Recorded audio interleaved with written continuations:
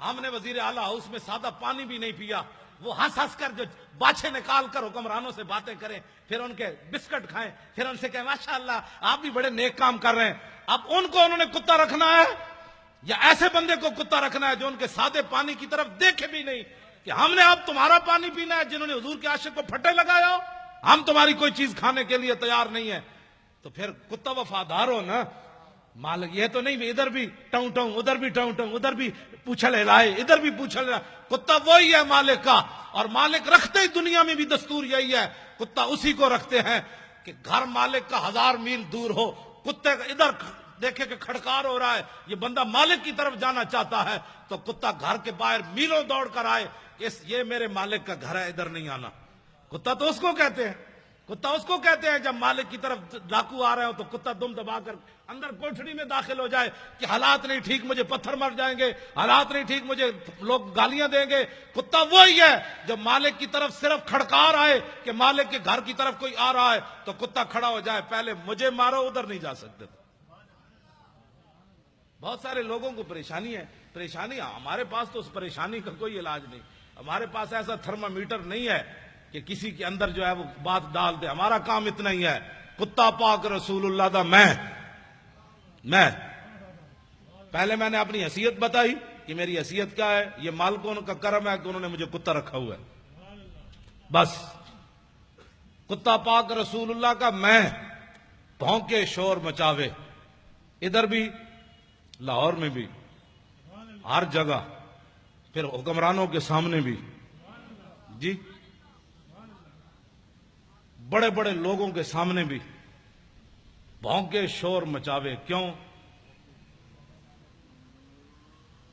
مجھے ایک دن سی سی پی او نے فون کیا کہ آپ کے بہت سارے مسائل ہیں، ہم حل کرنا چاہتے ہیں۔ میں نے کہا میرا ایک بھی مسئلہ کوئی نہیں، یعنی ان کا مطلب یہ تھا کہ محکمہ اوقاف نے تم نے اتنی نوکری کی ہے تو آ جاؤ، تمہیں پیسے دیتے ہیں، تمہارے بیٹا لگا دیتے ہیں۔ مطلب میں سمجھ گیا تھا تمہارے بہت سارے مسائل ہیں، ہم حل کرنا چاہتے ہیں۔ میں نے کہا میرا تو ایک بھی مسئلہ کوئی نہیں، مسئلہ تو حضور کی عزت کا ہے۔ اس بیچارے نے فون ہی بند کر دیا۔ میں نے کہا کسی اور ہوتے جاڑ جا کے پاؤ، اے جاڑ کسی اور نو پاؤ، اے جاڑ اس پرندے اس جاڑ تھلے نہیں آندا۔ ایسی میں اب سی سی پی او بندہ بات کرے، ہاں جی ہاں جی ہاں جی، میں بہت سارے کام ہیں، میں شناختی کارڈ بنوانا ہے، ڈومیسائل بنوانا ہے،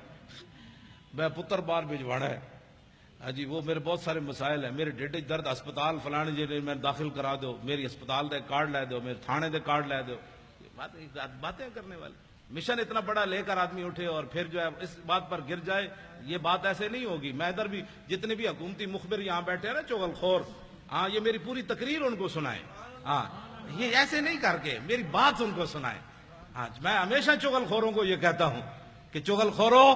کہ میرے ہاتھ قیامت والے دن کیا گواہی دیں گے۔ یہ تاریخ الخمیس کا رات مطالعہ کر رہا تھا، یہ سبل الہدا کر رہا تھا، یہ واجب الامہ کا کر رہا تھا، یہ بخاری پڑھ رہا تھا، یہ قرآن پڑھ رہا تھا، یہ قرآن اٹھا رہا تھا، یہ رکھ رہا تھا، یہ دلائل الخیرات پڑھ رہا تھا، یہ ساری باتیں یہ ہاتھ بول کر گواہی دیں گے۔ تمہارے ہاتھ بول کر کیا گواہی دیں گے کہ ناموس رسالت پر بات ہو رہی تھی تو ہم تو مولانا کے خلاف پرچہ کاٹ رہے تھے۔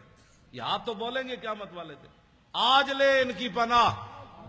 آج مدد مانگ ان سے، پھر نہ مانیں گے قیامت میں اگر مان گیا۔ بات ہم غلط کریں تو گردن حضور کے لیے رکھی ہوئی ہے اور کسی کام کے لیے نہیں رکھی ہوئی، بالکل۔ میں گھر کی بات اس لیے بھی نہیں کرنا چاہتا، میرے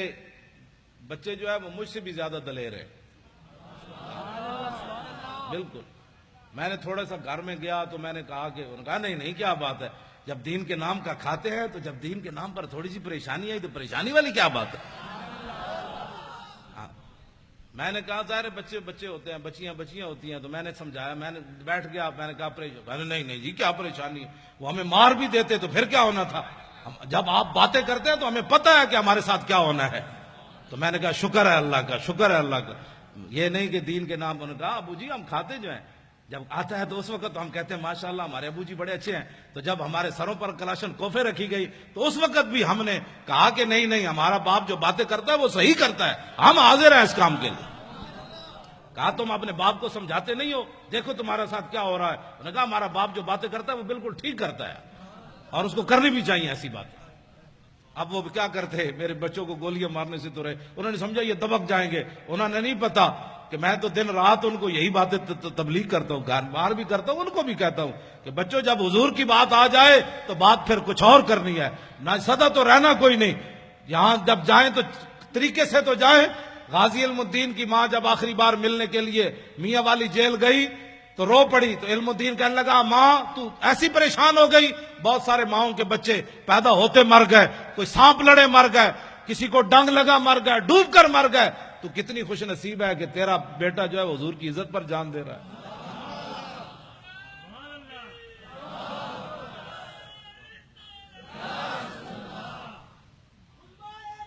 پھر وہی بات، لبیک یا رسول اللہ کی بات، لبیک حضور کی بات، لبیک لبیک یا